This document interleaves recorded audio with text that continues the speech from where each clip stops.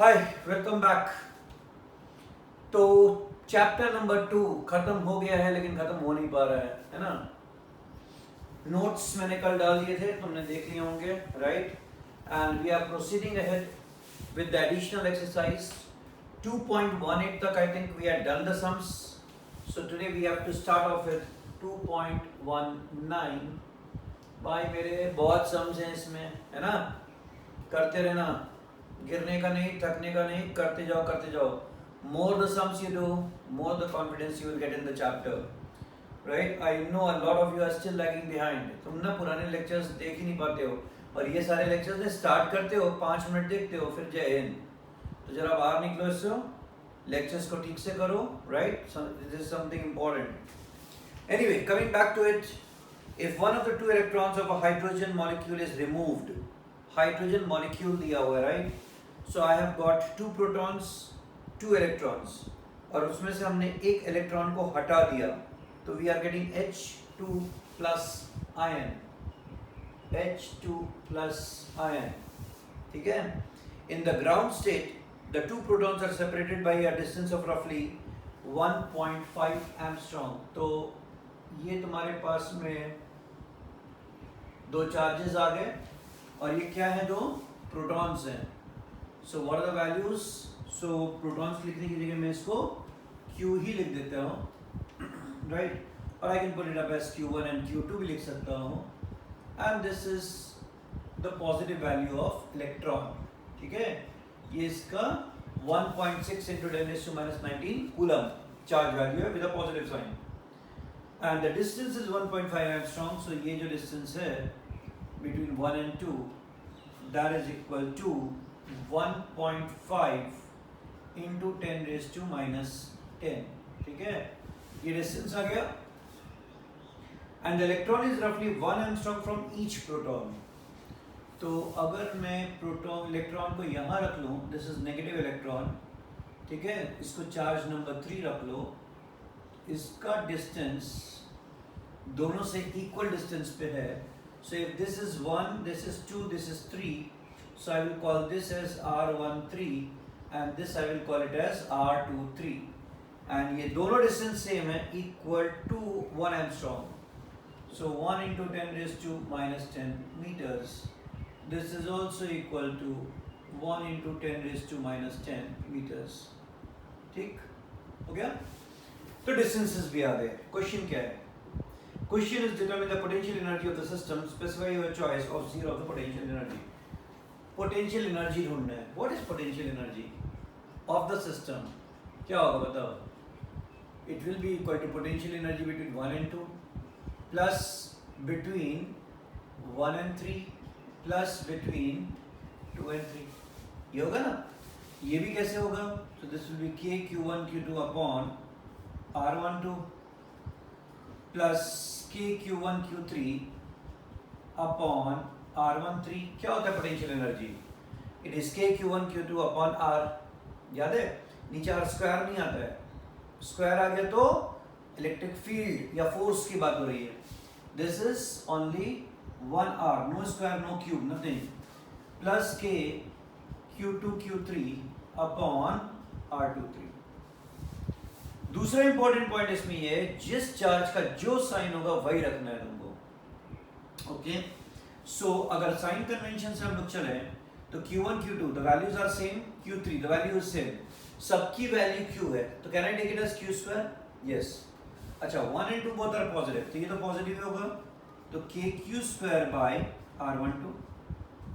फिर आ जाओ Q1 Q3, ये नेगेटिव है, ये पॉजिटिव है, तो overall positive into negative, negative, so minus KQ square by R13, 2 and 3 again positive and negative, so negative, so minus KQ square by R23, ऐसा आ गया। अब KQ square को बाहर ले लो, 1 upon R12 minus 1 upon R13 minus 1 upon R23, this is equal to K Q square into 1 upon R12। 1 and 2 के बीच का gap कितना है? तो 1.5 into 10⁻⁻10, तो 10⁻10 ऊपर चला जाएगा, and this is 1.5, correct? Minus R13 10 raised to minus 10, तो 10 raised to 10 ऊपर चला गया, नीचे 1, अगेन इसमें 10 raised to 10 ऊपर चला गया, नीचे 1. तो I can very easily take out k कितना 9 into 10 raised to 9, q square कितना 1.6 into 10 raised to minus 19 the whole square. Charge हो गया, into 10 raised to 10 को भी बाहर ले लो, तो ब्रैकेट में रह जाएगा 1 upon 1.5 minus 1 that's minus 2, correct? ये वैल्यू रह गई. तो ये नेचुरली तुम्हारा नेगेटिव कुछ आंसर आ रहा होगा. अब इसको सिंप्लीफाई करना पड़ेगा बहुत सारा. तो 9 into 1.6 into 1.6 into अब 10 raised to minus 19 का square will give you minus 38, ठीक है ना? minus 38 and this is 19, देखो plus 19 ये और ये, तो अगर ये plus 19 निकल गया तो बेसिकली minus 19 बचा, एक ही, right? So I got 10 raised to minus 19 और यहाँ पर 1.5 का एलसीएम ले लो तो ऊपर हो जाएगा 1 minus 3 that is equal to minus 2, यानी overall negative answer. So this gives you minus 9 into 16 square is 256, right? So I can write it as 2.56 divided by and into 2 divided by 1.5 into 10 raised to minus 19 joules. ये तुम्हारा इसको this of course you will have to calculate it out. वो भी बहुत मुश्किल calculation नहीं होगा. देखो ये जो है ना 1.5 9 is directly divisible by 1.5, right? तो कितनी टाइम्स ये हो जाएगा तुम्हारा अप्रोक्सीमेटली 2 टाइम्स करते हो तो 3 आ जाता है and 3 तो 6 times, right? So this is 6 times, ठीक है? और अगर ये हो गया तो हमारे पास में आ गया minus 12 into 2.56 into 10 raised to minus 19 joules. और पता है तुमको अगर इसको भी इलेक्ट्रॉन वोल्ट में कर दो, 1 electron volt is equal to 1.6 into 10 raised to minus 19 joules. So if I divide this by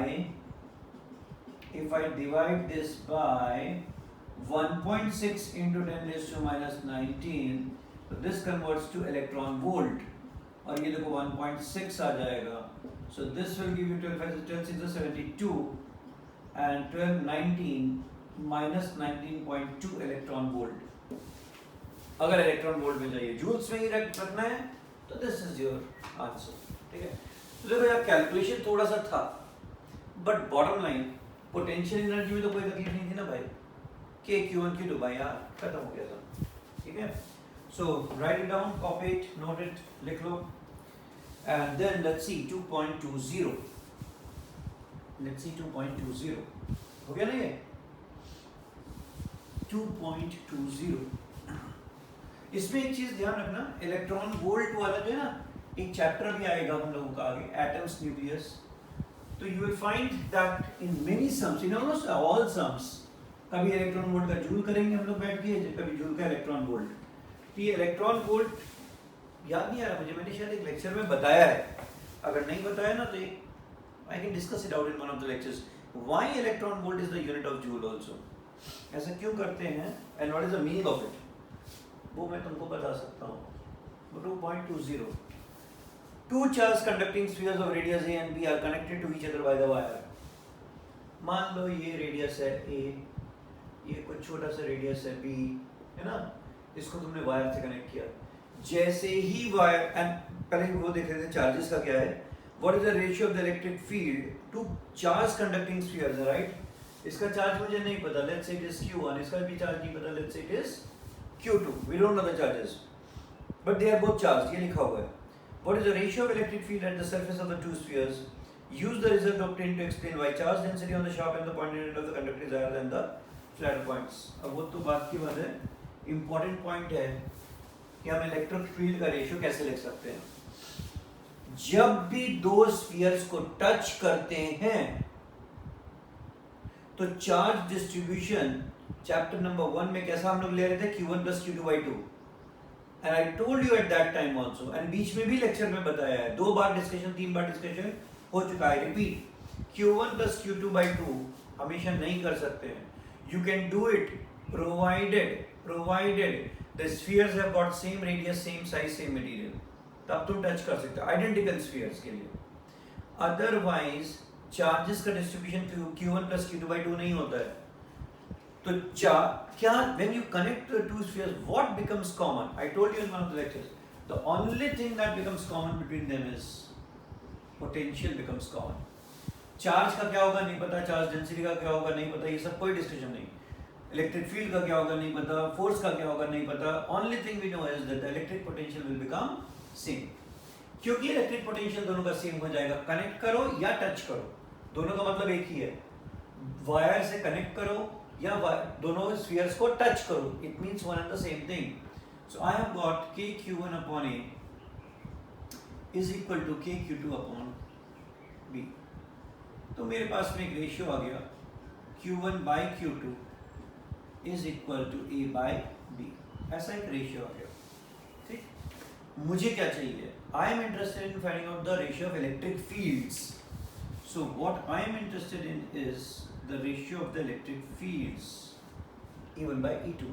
ठीक, तो electric field क्या होगी for the first one? तो that will be equal to KQ1 on the surface KQ1 upon A square divided by E2, that is KQ2 upon B square.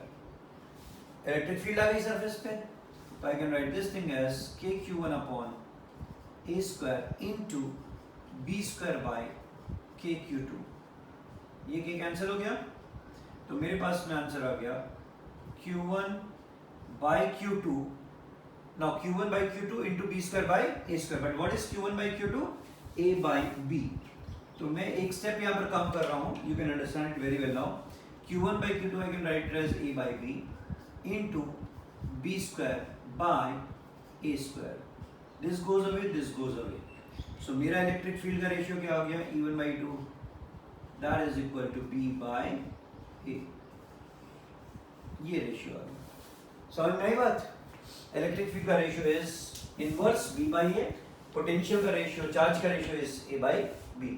Charge density का क्या होगा? मान लो charge density पूछे तो क्या होगा? What will happen to charge density? It is the charge per unit area 4 pi r square, तो 4 pi a square divided by Q2 upon 4 pi b square. This is Q1 upon 4 pi a square into 4 pi b square by Q2. ये और ये देखो cancel हो गया, तो Q1 by Q2 again is A by B.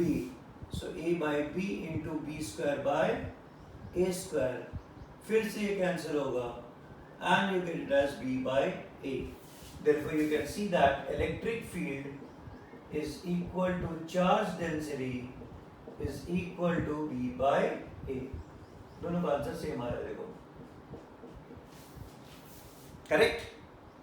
यानी कि charge density is directly proportional, मतलब inversely proportional to the radius. So होता क्या है, जो तुम्हारे शार्प कंडक्टर्स होते हैं ना, वहां पर भी क्या होता है, तो जो चार्जेस हैं they will tend to accumulate more on the tips. Flow करेंगे ना वहां पर. क्यों? क्योंकि उसको तुम एक छोटा सा स्फीयर मान सकते हो, तो वहां पर चार्जेस बढ़ जाएंगे. Right? So that is what comes out of this particular thing. वो एक छोटा सा पूछा है, बट मेनली तुम्हारा आंसर ये आ जाएगा E1 by E2 sigma 1 by sigma 2 is equal to B by A. ठीक है? Okay, so you can see जितना ये कम होता जाएगा ना उतना डेंसिटी बढ़ती जाती है. That's the meaning. Now coming to 2.21 2.20 हो गया ना. 2.21 two charges minus Q and plus Q are located at 0 0 minus A and 0 0 plus A. 0 0 minus A and 0 0 plus A. So I can take this as a z-axis. ठीक है? इसको मैं z-axis मान ले रहा हूँ, और इसका एक एंड है यहाँ पर. This is 0 0 minus A, correct? And this is the origin, and this is 0 0 plus A. तो यहाँ से यहाँ तक का डिस्टेंस A है, लेफ्ट साइड है इसलिए माइनस है ओरिजिन के, और ये राइट साइड है इसलिए a है. And you have kept over here minus q and you have kept over here plus q. तो भाई ये तो तुम्हारा डाइपोल नहीं बन गया, minus Q plus Q separated by a distance two A, dipole बन गया ना. Okay, what is the electrostatic potential at point 0 0 z and x y 0. 0 0 z पे तुम्हारा पोटेंशियल कितना होगा, यानी कि they are asking you to find out the potential on this particular axis. ठीक है, अब ये दो तरीके से काम कर सकते हैं, या तो वो सीधे सीधे जो तुमने डिराइव किया था उसका इस्तेमाल कर लो, राइट. और अगर ये तुमको बड़ा क्वेश्चन दिख रहा है 2-4 मार्क का आ रहा है बोर्ड में से, बोर्ड में नहीं आएगा एडिशनल एक्सरसाइज से, but if you want it that way, तो फिर हमको ये जो z डिस्टेंस दिया है, z डिस्टेंस का मतलब पता है क्या है, z distance is always from the centre of the dipole.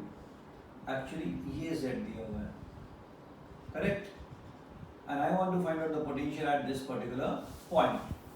अगर ये पॉइंट पे तुमको पोटेंशियल चाहिए, so what is the potential at point this, that is equal to v because of negative charge plus v because of positive charge. Negative charge का potential यहाँ पर कितना होगा, तो k into minus q, so minus k cube by the distance. The distance is z plus a, correct? Z plus a plus the potential of the positive point. So this is equal to k cube by this distance. तो ये हटा दो z, तो ये z है और ये a है, तो this is z minus a. ठीक है, ये आ जाएगा. अब इसको सॉल्व कर लो. अगर इसको सॉल्व करोगे तो I will get vp is equal to kq outside, so I get it as z plus a into z minus a, यहाँ बचेगा -1 into z minus a plus kq has gone out, so this is 1 into z plus a. So this gives you kq into bracket में minus z plus a divided by z square minus a square.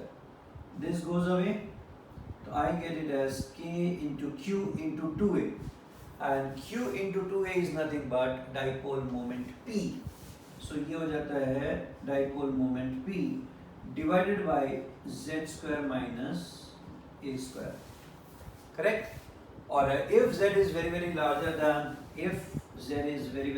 than a, then I can write down that the potential at point P is kp by z square or distance square, right? तो ये तुम्हारा answer हो गया, potential at point number P. ठीक है, और dipole के लिए अदरवाइज क्या लिखते थे हम लोग, what is the general formula जो हमने डिराइव किया था, we had derived out kp cos theta divided by r square, याद है. और यहाँ थीटा क्या है, थीटा देखो एंगल 0 है, सेम लाइन पे जाना है तुमको, बिकॉज एंगल डाइपोल मोमेंट के साथ का एंगल 0 है, तो naturally cos 0 is 1, so kp by r square, same answer we are getting. ये फॉर्मूला तुम डायरेक्टली यूज कर सकते हो, तो answer is yes, you can directly use it. ठीक है, then obtain the dependence of potential on the distance r of a point from the origin when r by a is very greater than 1. So you can see if this is very larger, this is directly proportional to 1 upon r square. तो dependency क्या होगी, तो dependency ये होगी कि potential is directly proportional to 1 upon distance square. And the third question is how much work is done in moving a small test charge from point 5 0 0. अब इसको अगर x axis मान लो, ये z axis था, right, इसको अगर x मान लो तो 500 मतलब यहाँ कहीं हुआ, ठीक है, एंड -700 यहाँ कहीं हो गया, यानी ये वाली लाइन पे. ये लाइन कौन सी लाइन है, एक्स एक्सिस है, बट एक्स एक्सिस डाइपोल के पॉइंट ऑफ व्यू से क्या है, एक्स एक्सिस डाइपोल के पॉइंट ऑफ व्यू से it is the equatorial line. तो इसका हर पॉइंट दोनों एंड से इक्विडिस्टेंट होगा, इसका हर एक पॉइंट दोनों एंड से इक्विडिस्टेंट होगा, करेक्ट. क्या बंगर पेन है यार, लॉकडाउन पे ना सबसे पहले ये पेन लेने पड़ेंगे यार.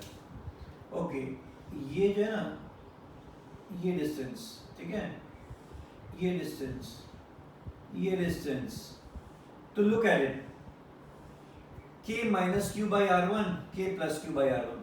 k minus q by r to k plus q by, they will keep on cancelling out each other. So what is the electric field on this particular dipole? 0.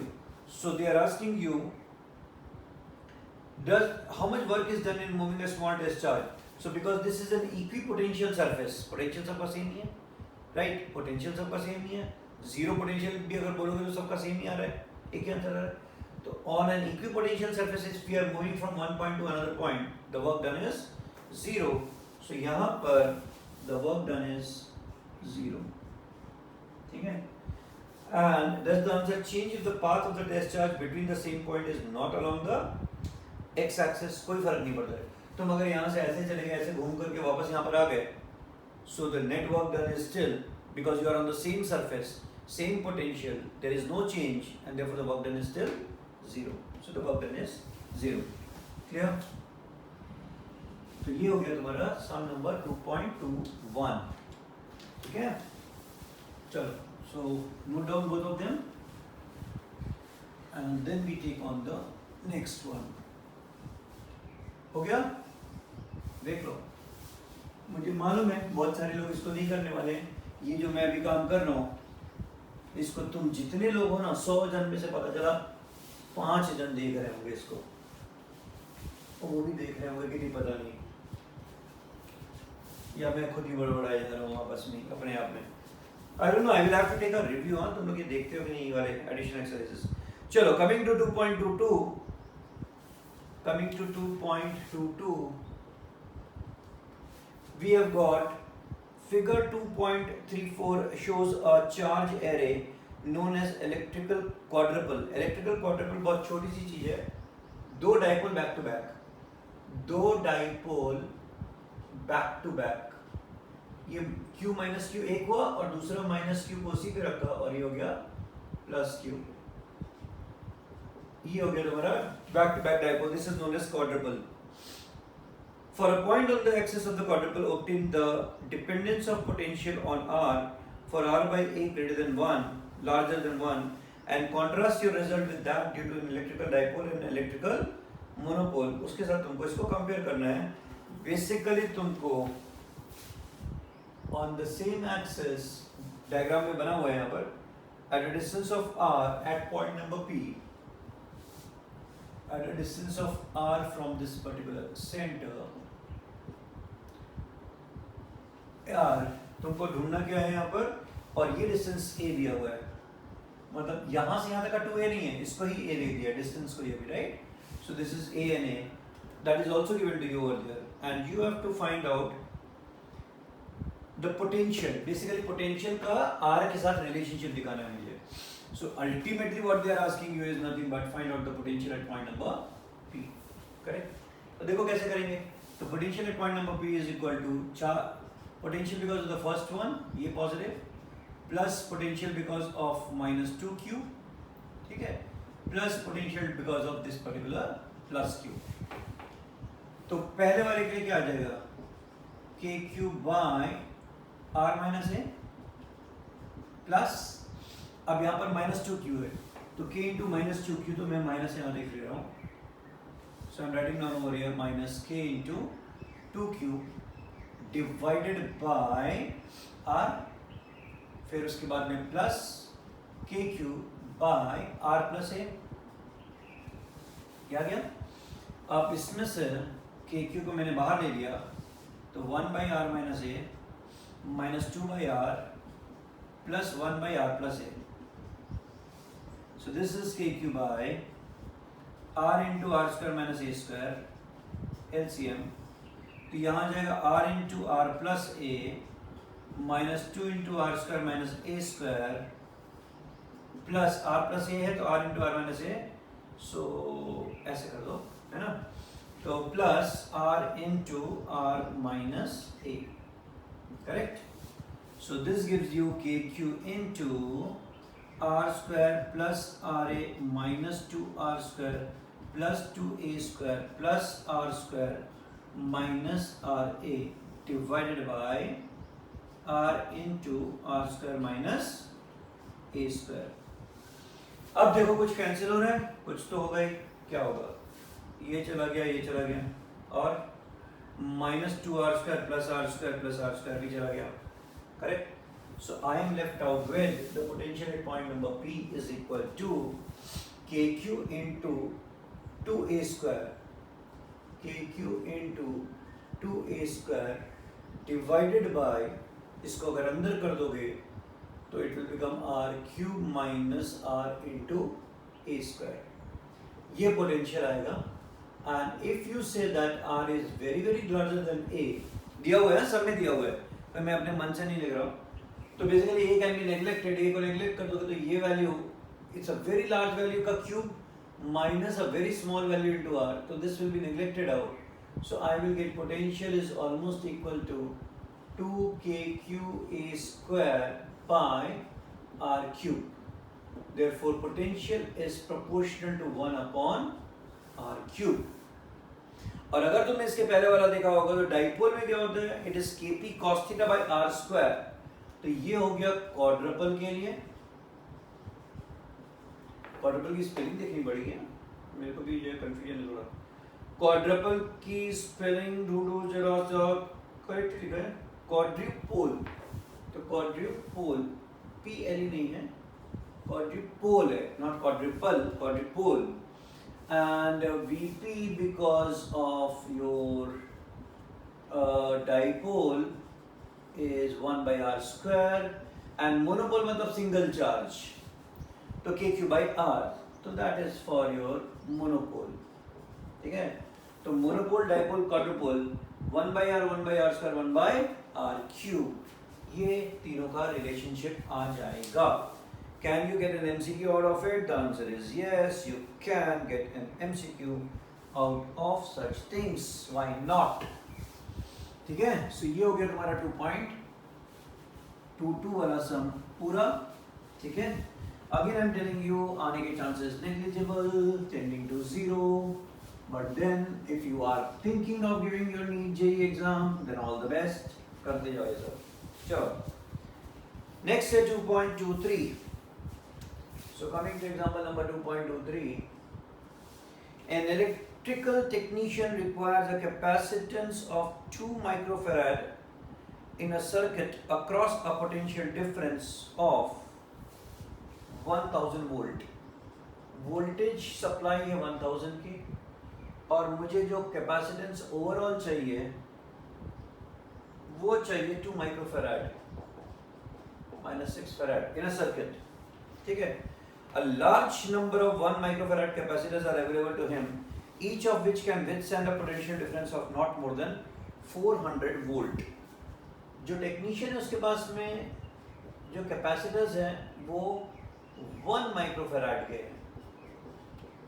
ठीक है, 1 माइक्रोफैराड के, और कोई भी 400 वोल्ट से ज्यादा कंज्यूम नहीं कर सकता है, मतलब maximum potential difference should be 400। ना ऐसा देने का पर्पस क्या होगा जरा मैं, लेट्स से अब वो बोले कोई भी कॉम्बिनेशन करके इसको लगाओ बेसिकली। अब तुम सोचो अगर मैंने पैरेलल में 1 माइक्रोफैराड का अगर पैरेलल में लगा दिया, पहले समझो प्रॉब्लम समझो, this is 1 microfarad, this is also 1 microfarad, मैंने इन दोनों को उठा करके ये वोल्टेज से कनेक्ट कर दिया, ठीक। अब ये 1 microfarad and 1 microfarad if they are in parallel, the total capacitance is 2 microfarad, तो आ गया ना 2 माइक्रोफैराड, और ये वोल्टेज कितनी है 1000, कनेक्ट कर दो, हो गया, आंसर आ गया। प्रॉब्लम है? यस प्रॉब्लम है। क्या प्रॉब्लम है? The problem is if I do this then the potential drop across each is 1000, जबकि हमारा 1 ओम का कैपेसिटर 400 से ज्यादा झेल नहीं पाएगा, ओके। इसका मतलब ये हो गया कि अगर हमने 2 लगा दिए तो potential drop will become 500 and 500, still it is crossing. अब क्या बचा मेरे पास, यानी मिनिमम टू मिनिमम मुझे एक लाइन में 3 तो लगाने ही पड़ेंगे, एक लाइन में 3 तो मिनिमम लगाने ही पड़ेंगे, there is no other option. If I don't do it then my capacitors will fail, so this is the minimum that I will have to do it।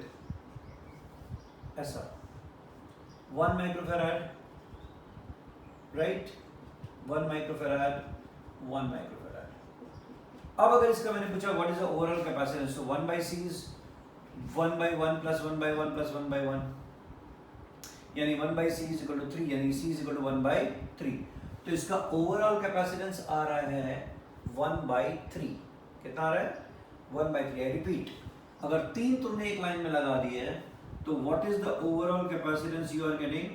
So it is 1 by 1 plus 1 by 1 plus 1 by 1, that is equal to 3 by 1, and therefore C double dash is equal to 1 by 3 microfarad. ये overall आ गया 1 by 3. अब अगर मुझे 2 चाहिए तो 1 by 3 1 by 3 1 by 3. अगर 3 बार करोगे ऐसा, अगर मेरे पास में ऐसे 3 कनेक्शंस होंगे तो क्या होगा? ये 1 by 3 हो जाएगा, ये भी 1 by 3, ये भी 1 by 3. तो 1 by 3 plus 1 by 3 plus 1 by 3, 3 by 3, यानी कि 1 माइक्रोफैराड आ गया. और मुझे कितना चाहिए? 2. अगर 2 चाहिए तो मुझे इसमें 3 और लगाने पड़ेंगे, राइट? 4, 5 and 6. अगर ऐसा मैंने कर दिया तो मेरा आंसर आ जाएगा, क्योंकि now it is something like 1 by 3 microfarad, 1 by 3, 1 by 3, 1 by 3, 1 by 3, 1 by 3. तो total 6 by 3, that is 2 microfarad. That's your answer. So मुझे total capacitors कितने चाहिए सिस्टम में? तो 1 2 3 into 1 2 3 4 5 6 6 3 are 18 capacitors of 1 microfarad जो मेरे पास हैं. उनको अगर मैं ऐसे कंबाइन कर दूं तो my answer will become 2 microfarad across 1000 volt. समझ में आ गई बात? क्लियर हुआ? So that's your 2.23. एक और ले ले? कि नहीं? एक और ले लेते हैं 2.24. चलो ये वाला पेज तो खत्म हो जाएगा हमारा एटलीस्ट. So 2.24 में what is the area of the plates of 2 farad parallel plate capacitors? So मेरा capacitance is 2 farad. What is the area of the plates of 2 farad parallel plate? Give that the separation is 0.5 centimeter. 0.5 into 10 raised to minus 2 meters. ऐसी दो plates हैं, ठीक है? ये D तुमको दिया हुआ है. What is the capacitance of such plates? Epsilon 0 A by D होता है ना? तो D पता है हमको, कैपेसिटेंस मालूम है, तो एरिया हमको मिल जाएगा, right? Okay. The area of the plates, you will realize from your answer why ordinary capacitors are in the range of this. However, electrolytic capacitors do not have a much larger capacity because of ये सब छोड़ दो. Basically खाली वो area पूछ रहा है, तो बोलो ना इसको. So area is equal to C into D by epsilon 0, right? Now, if this is the case, I get it as pi into r square is equal to capacitance कितना है? 2 farad.